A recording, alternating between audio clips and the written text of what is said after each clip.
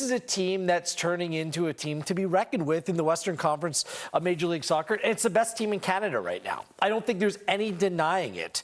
From the players who started tonight's game to the depth on the bench, the ability to play different ways, different players that play different ways. I just think that this Vancouver Whitecaps team has grown remarkably quickly. Full credit to Vanni Sartini, full credit to Axel Schuster, and the players for coming together and playing this formation.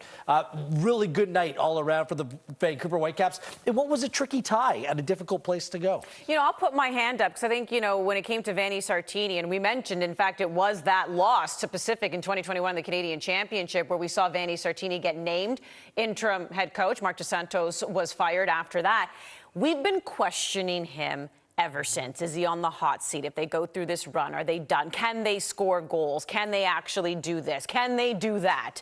Are we done questioning Vanni Sartini? I know in the world of sports, when there is a rough patch, we're never done, unfortunately. But I do find that some coaches were always like, it's a rough patch, but we don't necessarily put them on the hot seat. With Vanni Sartini, we have definitely questioned whether or not he would continue being the coach. In fact, when Jesse Marsh, I think, was let go of a job, it was like, oh, did they give Vanni Sartini the 2-year contract too soon? Like, these were conversations that have happened around Sartini. Are we done for a while? I hope so. Short-term contract will do that.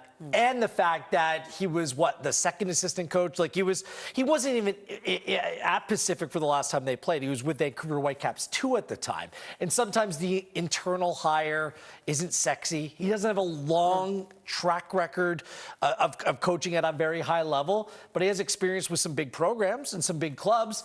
And the thing I like about him the most is his attitude. His spirit, like, let alone from the tactics side of things, which we always comb over to we go a little bit too in depth at times. I think he just gets people. Yeah. I think he's a good reader of the room. He's funny. He's charming. He's easy to work with. He's a lot of those personable or personality traits that just makes him a good leader and a good person to be around and someone that you want to fight for. I think it's one of those things that oftentimes we take for granted and maybe don't put enough emphasis on. Look, man management skills, I always say that's the difference between a good manager and a great one. It's just like, and you can see with Vanni Sartini and the Whitecaps that they trust him, right? He might not have this illustrious career, he might not be a coach that has all the X's and O's, right? But they trust him. And with that, you can always build from. I could see a Vancouver Whitecaps team tonight that feel confident, they feel comfortable. And let's just see who wins the finals. He's such a pleasure to deal with because there's trust. Like, if he's that way with us, I can just imagine what he's like in the room as well. And he speaks with a level of passion, too. It's admirable. And you don't always see that in the game today. Like, there's so much angst and frustration all the time. Yeah. And this is just a guy that I want to be around. And the players, Andy, they've responded. Like, a spirited performance tonight. Again, Pacific huffed and they puffed. They did their best. But Vancouver just looked completely in control of their emotions, in the way that the game was being played. It's a very professional performance here tonight. And well done to the Whitecaps. They're going to be favorites going to the finals. It's going to be played at BC Place. And who doesn't love a coach who does a barrel roll and then takes the shirt off as well? But let's take a look at the goals here because, right off the hop, Pacific was challenging Vancouver, had some chances, but 14th minute, Vancouver, after things kind of settled down, a scrambly, first few minutes to this game here, Jordan. I mean, in fact, their first goal comes off Pacific having a great chance. Yeah, Pacific were vulnerable just because they threw so many bodies forward, and it seemed like their biggest chance of the game and a chance for them to score. But here with the 3 midfielders, you have Aparicio, you have Cedric Toussaint, right about to hit, and you have Young asking for the ball. All 3 of those midfielders right there in that little bit of a triangle around the penalty area and the top of the D. But look, as soon as Vancouver break, as Will said, the counterattack, running at a back 3 right now, and Pacific are trying to get numbers back, but they're just bombing forward. Grussel's here asking for it, and you will not find a cleaner strike than that. No prep touch needed. It's rolling, calms his body, gets his chest over it, wraps it side netting. Just want to point out that run by Cordova to open up the space for Gressel as well. He won't get credit for it, but he opened up that side completely. And these are the little things that might not show on the stat sheet in the morning, but I thought it was a good performance by Cordova. And certainly playing much more inside. I think it worked for him tonight. Yeah, agreed. 3 minutes later, they strike again, Wheels. Ali Ahmed getting the goal this time. Yeah, I mean, it's a real positive memory from Ali Ahmed tonight. Like, it's good that he's conscious and in hospital. He's getting treatment right now. And this is a great finish. Look, Pacific won't like conceding this. It's from a long throw. Sean Young just needs to call, or Amir Didic just needs to call off Sean Young. It's so difficult for any player that's defending to know what's behind them. You always want the player coming from behind with the field in front of them to come and take care of that. But Ahmed, I like the decision. Oftentimes you see players, when they try to hit it first time, they might overhit it, they might get it, overexcited, go with power over precision, but it just placed it in the corner. It was cool and calm. The technique was outstanding from Ali Ahmed. Technique over everything. And back to Amir Didic and Sean Young as well. We see with both CPL teams tonight, when you clear the ball, you have to clear it. It cannot still be bobbling around in the box. You really have to clear your lines. With that header, you kind of just set up Ali Ahmed. And the thing was, in the first half, that was the one threatening set piece for the Whitecaps. Pacific were threatening on their set piece, their corner kicks, and that's still a concern for Vancouver Whitecaps, is how they defend set pieces. It's a work in progress, but full credit to them. They're the ones that scored and made it count the other way. Yeah, and you just mentioned Vancouver Whitecaps, by the way. They did put out on their Twitter handle that Ali Ahmed was taken to hospital. He is conscious. Somebody from the team will be remaining with him. It was a hard tackle just a few minutes after he scored that goal. Went down awkwardly. They haven't said exactly what the injury is, but he was down for almost 20 minutes, was taken off by stretcher, and, the sheets came out giving the privacy. So nobody really knows. They haven't said what exactly the injury is, but a lot of the players were shaken up by it for sure, and after a 20-minute delay, they resumed. Go to the second half, and this is when Betcher scores, and next thing you know, it's 3-0. Simon Betcher, he just brings goals. Simon says score. Okay. He scored 7 goals in 13 games this season. That's 7 goals in 520 minutes played. That's a goal every 75 minutes. You take that any day of the week. Now, Betcher's been great. Another good run, good build on the counterattack off the ball. But unfortunately, this is another Gazdov gaffe. We're going to have to hashtag that, and I hate doing that to a young player like Gazdov, just a teenager, but, just get your body in front of it. Not the first time. It's happened, 3, 4, 5 times now over recent weeks. It's just a tough introduction to professional football. No one's going to take it easy on you. There's nowhere to hide. As a goalkeeper, you're the only one in the field. You just got to own up to your mistakes and go out and work. And just go and prove that you can put these things behind you. Goalkeepers, you know this, Andy, you have to have a short memory. But it's just a little bit troubling right now. They need him or Kieran Basket to play. I don't think it's an area they can just go out and add another goalkeeper, because that's where they're getting their under 21 minutes from within their side right now. So it's a little bit of an issue for Pacific, because other than that, I think they're watchable. I think they're a very good team. Keepers need to save the shots that they should save. That's it. We're not asking for anything else. The little save that comes straight at you from an angle that you feel comfortable, you should save it. A couple of things that stand out to me on the goal as well is Amir Didic, phenomenal player. I have so much respect for him, but tries to play offside a little bit. But Betcher, his movement, the overlap to come out on the wing, but then say, hey, I'm not really used here. Let me go across the back 4.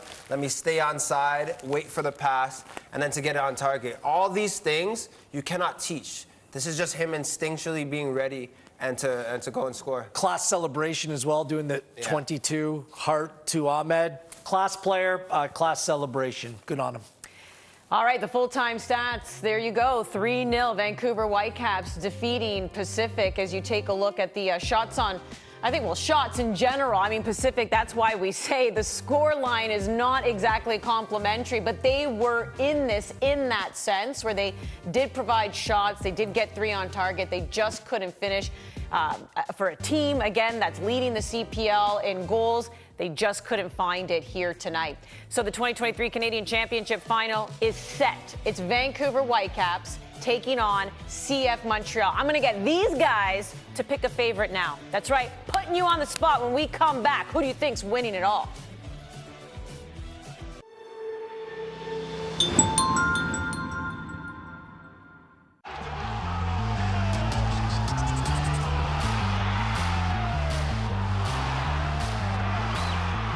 thank you, Canada, for making dreams come true. We're with you all the way. The challenge of Tyler Crawford and Bassett. Contact in the box, but we continue. Sissoko still on the ball. Gives it for Hamilton. Jordan Hamilton! Strong one. There was a shout for a ball.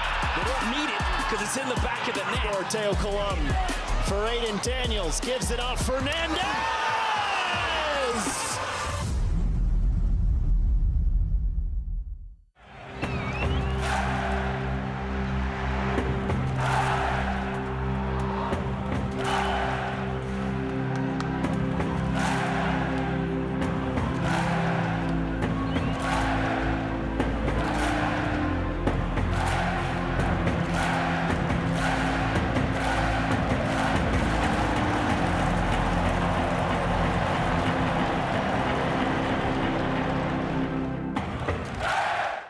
At Toyota, our lineup of electrified vehicles is always growing.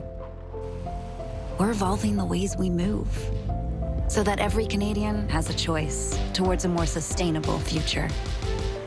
One that includes the all-new, all-electric Toyota VZ4X.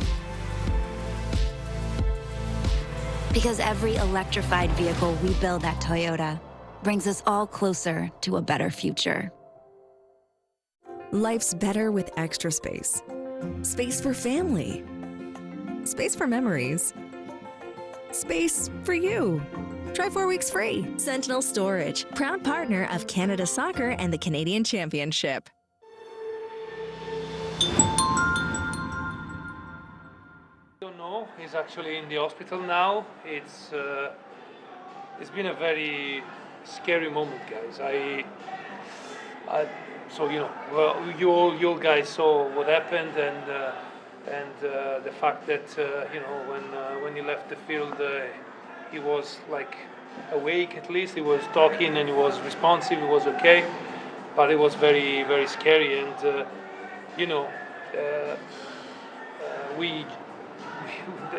game is in. It's a thing that is not important today. The most important thing that hopefully he's going to be okay and he's going to be back soon home, and we were very.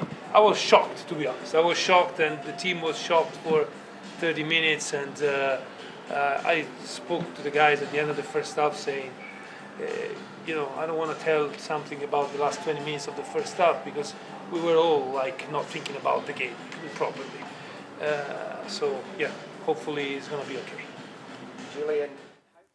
Of course, talking about Ali Ahmed, who is conscious in hospital, but it sounds like he's going to be staying there overnight for observation. And it's so true. We addressed that at the halftime as well. Like, how do you refocus? The game kind of becomes secondary at this point, but they did continue the game. Vancouver goes on to win. So in the Can-Champ final, they'll face Montreal.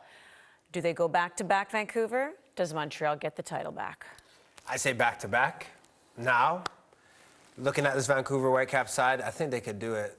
Well-balanced team, got threats up top, well-balanced midfield, some butchers in the back. Why not? Best team in Canada right now, playing at home, where they won the Canadian Championship last year. I don't see any reason why they wouldn't be the favorites to go on and win this. As much as Montreal is getting better and improving under Losada, who I think is a very good manager, I think the Whitecaps just have more experience, more quality in their team. So, yeah, I think that they're in the driver's seat to go back-to-back. Let's hope for a big crowd in Vancouver as well. They already beat Montreal. Do we need to bring it up again? 5-0 at home this season. Montreal was down to 10. I know. We all know the story. I'm sure that's what Montreal fans are saying. Either way, setting up for a good 2023 Can-Champ final, which, of course, is going to be seen right here on One Soccer. So earlier tonight, Forge FC tried to dispatch CF Montreal for a third time, was hoping to be a charm. Not the case as Montreal gets the victory. 04 was hoping for some goals here tonight. And then, of course, you just watched Vancouver Whitecaps take care of business against Pacific 3-0. So that's how we get our final. We'll see you right here on One Soccer to crown another national champion who will hoist the Voyageurs Cup.